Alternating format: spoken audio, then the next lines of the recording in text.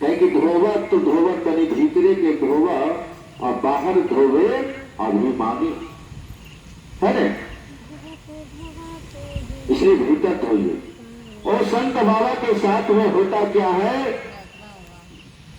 कि पारस पत्थर जो है माया ला करके गिरा दिया। बाबा ने देखा कि पारस पत्थर है और हम तो सारा धन दौलत छोड़ करके बाबा बनने के लिए निकल गए हैं जंगल में, तो इसको करेंगे क्या? साहब वहां इशारा करते हैं कि साधु भूखा भाव का धन का भूखा नाय, और जो धन का भूखा लगे उसको नहीं बदलेंगे, वो तो साधु नाय। कहीं जिनको दौलत की भूख लगा है वो संत नहीं हो सकते। कहीं कहीं हम सुनते हैं कि विदाई में कम पैसा अगर मिलता है तो वहां भी झगड़ा होता है। चुपका वाला पैसा कहीं कोई दोसर कोई ले लिया तो वहां भी झगड़ा, आरती वाला पैसा कोई ले लिया तो वहां भी झगड़ा। तो सोचिए कि छोटे छोटे बात को लेकर के अगर फील्ड में ऐसा माहौल बन जाता है और इस ढंग का उपदेश अगर जाके देते हैं जिस गांव में, तो उस गांव के लोग क्या सोचेंगे? नहीं कि चुका वाला पैसा के लिए बाबा लड़ रहे हैं, आरती के पैसा के लिए बाबा लड़ रहे हैं, तो ये तो लगता है लड़ने वाला बाबा है। और कहीं हम इनका चेला बन गया तो हमरो ही लड़ाना शुरू कर दे, कितना बड़ा फर्क पड़ा नहीं? तो छोटा छोटा गलती बहुत बड़ा आपका नुकसान कर सकता है, इसको समझना पड़ेगा। एक 11 बजे रात में सेवा साहब फोन किया पावर से कि साहब बन गया कि साहब बन गया, जो देखो ना 6 गो केलवे ले लिए और 6 गो केलवा साधु जी खा गए, जे हम बाले बच्चे की खेवे हम ये लगी तो फोन के इलाज बोलिए क्या हो रहा है? अरे 6 केला लाया तो 3 गो आप खाइए, 3 गो उसको परिवार को भी दे खाने दीजिए, आया अपने खाइयो करते हैं झोलवो में रख लेते हैं। हाँ?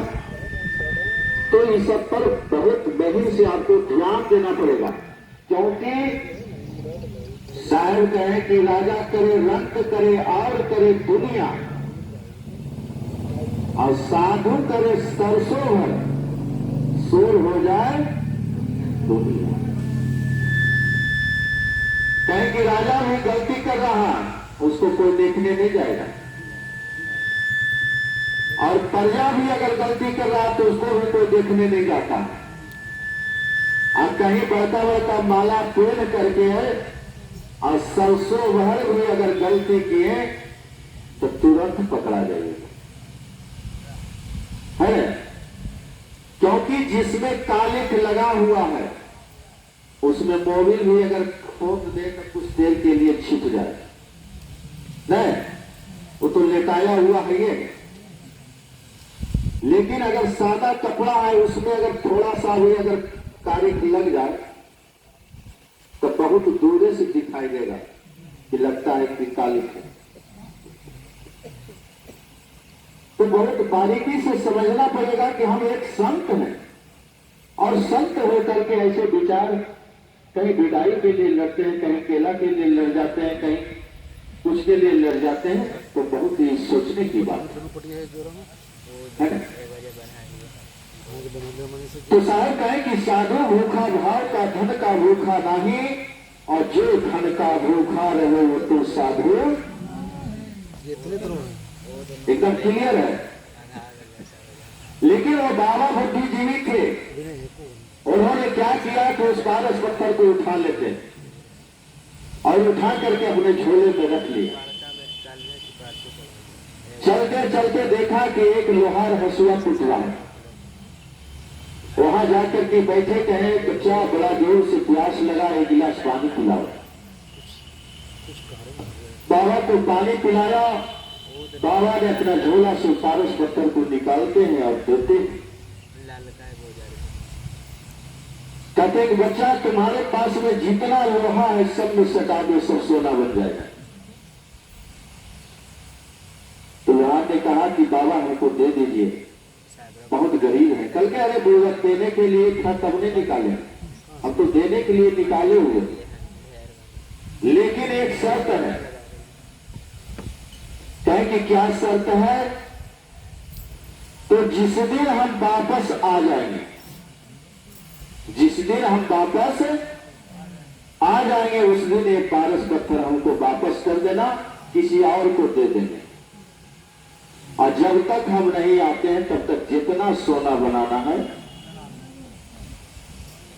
कहें कि बाबा हमको दे दीजिए, हमारा आपका शर्त मंजूर है। होता क्या है कि वो एक लाल कपड़ा में बांध करके अटैची में बंद करके रख देता है, और वो जो सोच रहा है तो खाली सताने तो है, सताता एक को ठीक है। बगल वाला से उसको झगड़ा हो गया, कोर्ट कचहरी आना जाना चालू कर दिया, और भूल गया कि हमारे पास में पारस पत्थर भी है और हमें सोना भी बनाना है, इस बात को भूल गया। जैसे संसार के लोग भूले हुए हैं, साहब इसको कहें भूलुआ है, साहब के भाषा में कहे कि भूलुआ है।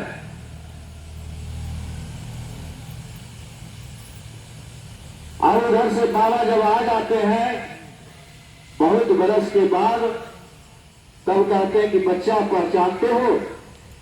तब कहते जी सरकार पहचानते हैं, क्योंकि तब कुछ दिन पहले एक पारस पत्थर दिया था, पारस पत्थर वापस करो।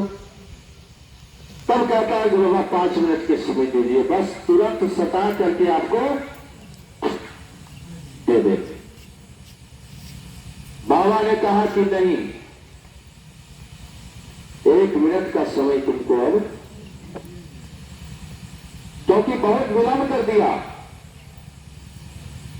जल्दी से पारस पत्थर निकाल के दो, नहीं तो अभी जरा के हम भस्म कर देंगे अपने तपोबल से।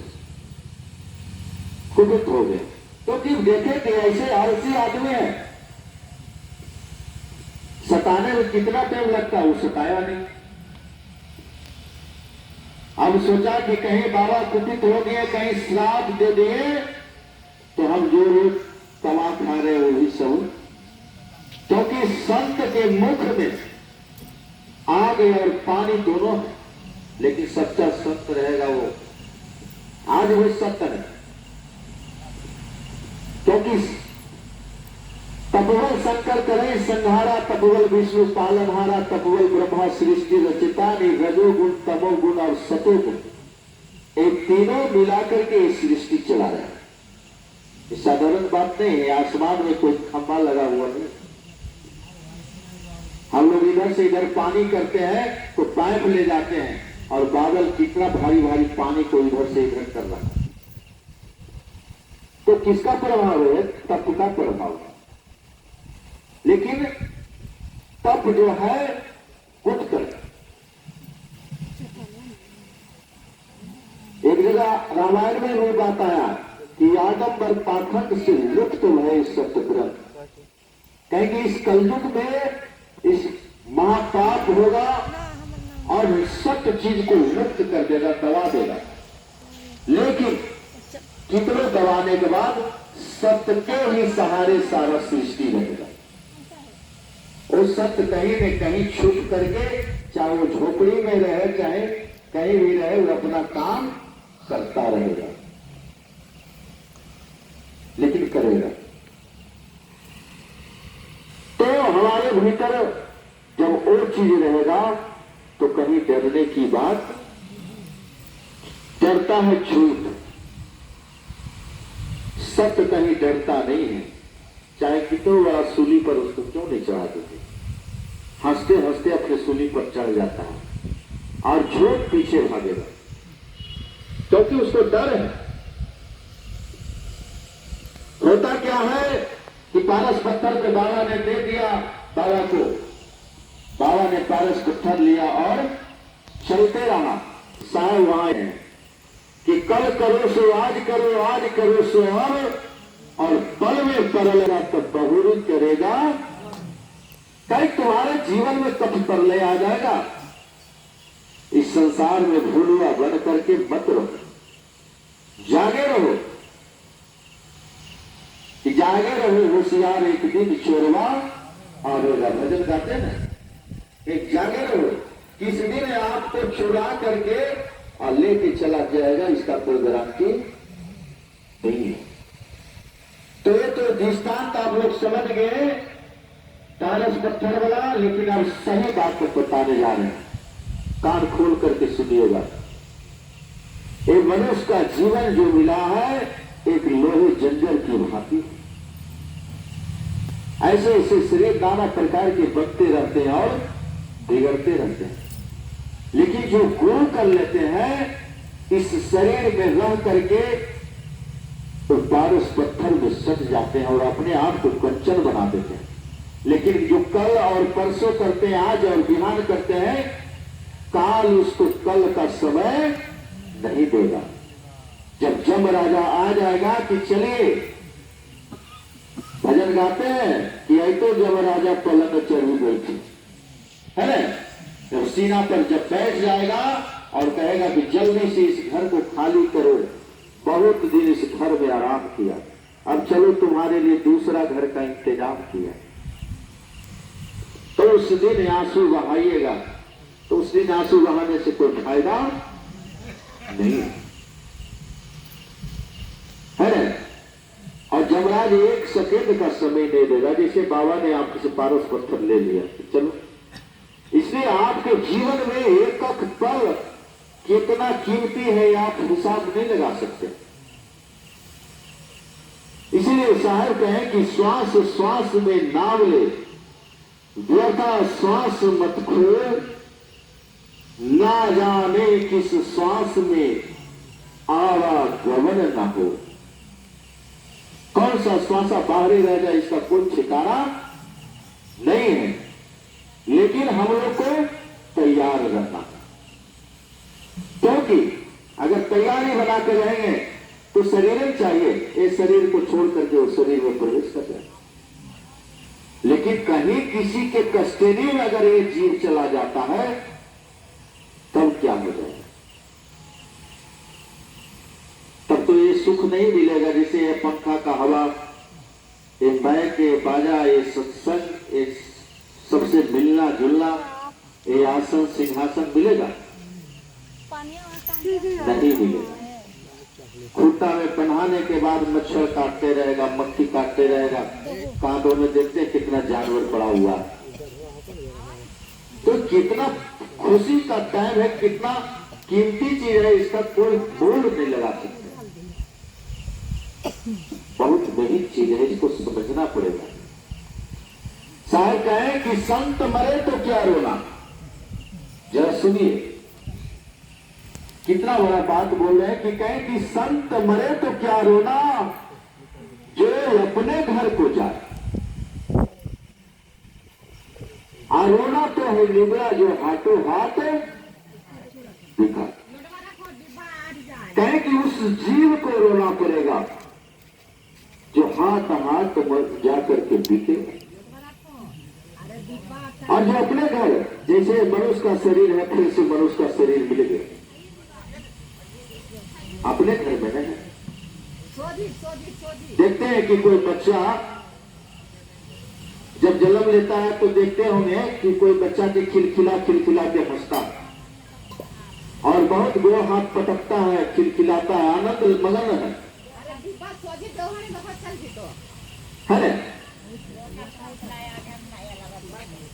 तो कहें कि संत मरे तो क्या रोना, जो अपने घर को जाए। और रोना तो निगुरा जो हाथों हाथ विकार, हाथ हाथ में बिकने वाला, उस रोए। कहें कि इसका प्रमाण क्या है? कहें कि इसका प्रमाण क्या है? तो साहब प्रमाण भी दिए। साहब का जो वाणी है प्रमाण के साथ है। कहें कि संत बीज दिल से नहीं, और जो जुग जाए अनंत, कितनों जुग आते रहे चाहे जीते रहे, और ऊंच नीच धर पाए के, कहे कि कर्म के हिसाब से ऊंचा नीचा घर में जन्म होगा। ऊंच नीच घर पाए के फिर संत के संत, फिर से आप भक्ति करना चालू कर दीजिएगा, क्योंकि भक्ति का वेग जो है, भक्ति का जो धारा है आपके भीतर, वो रुकने वाला नहीं है। उसको बांध के आप नहीं रख सकते हैं। आप कृष्णो राजा घर में जन्म लीजिएगा, लेकिन जो भक्ति आपके भीतर है वो कहीं न कहीं आपको खींच के अपनी राजगीर में ले आएगा। नहीं, वो वेग रुकने वाला नहीं, जिसके भीतर वो बीज है। तो संत का एक, जैसे गेहूं जब खेत में जाएगा तो गेहूं भी उत्पन्न होगा, चना जाएगा तो चना, उसी प्रकार ये संत का बीज हो जाता है। जो भक्ति करते हैं उनका एक बीज तैयार होता है। ये जब भी जन्म मरण के चक्कर में जाएंगे तो मनुष्य ही जन्म लेंगे। जिस दिन इनका भक्ति पूरा हो जाएगा फिर यहां आने की जरूरत है नहीं। दरबार में अभी साहब बता रहे थे ना कि बार बार जन्म मरण का जो चक्कर है, तो गर्भ में जीव जो 9 महीना रहता है तो वहां एक जठर अग्नि होता है जो भोजन को पचाता है, गर्म तत्व, और उसी के बगल में आप रहते हैं। तो सोचिए जठर अग्नि कितना हीट होता है, गर्म, और उसी के बगल में ताप में आप वहां हैं, और आपके अंदर से वहां से सब कुछ गुजर रहा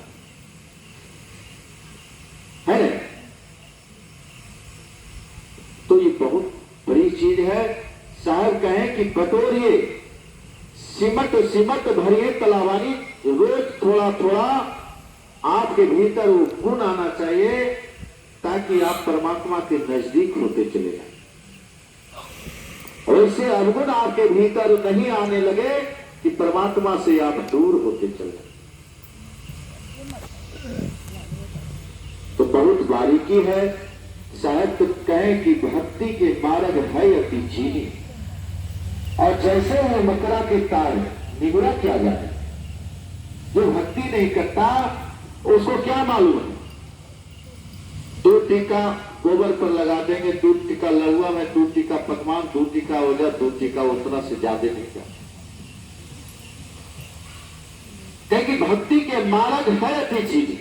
चीनी के मतलब में जैसे मकरा के तार, मकरा अपने तार बनाता है और अपने तार पर ऊपर से नीचे वो किसी का सहारा नहीं देता। उसी प्रकार साहब कहें कि आप दूसरे के सहारा क्यों लेते हैं। आप स्वयं मालिक हैं, आपको कोई कैद नहीं कर सकता। लेकिन छोटा छोटा गलती करने के कारण, छोटा छोटा दुष्कर्म करने के कारण दूसरे के हवाले आप अपने आप को समर्पण करते हैं कि लो, जैसे कहने के मतलब है कि आओ बैल मुझे मार। तो इस चीज को समझना है। साहब कहें कि हम गलती अगर नहीं करेंगे तो किसी के आगे माफी मांगने की जरूरत नहीं है।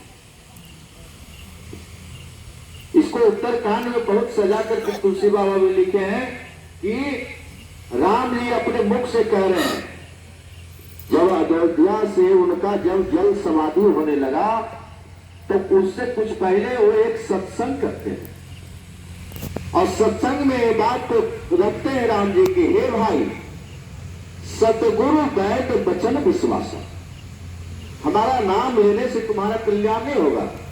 हम राम राम तुम करते रहो, कहीं किसी का मूड़ी काट लो, किसी का डकैती कर लो, तो तुम्हारा उद्धार होने वाला नहीं। इसलिए पहले सतगुरु के शरण में जाओ। सतगुरु वैद वचन विश्वासा यानी जीवन मरण का रोग को ठीक करवाने वाले, और बहुत बड़ा वो वैद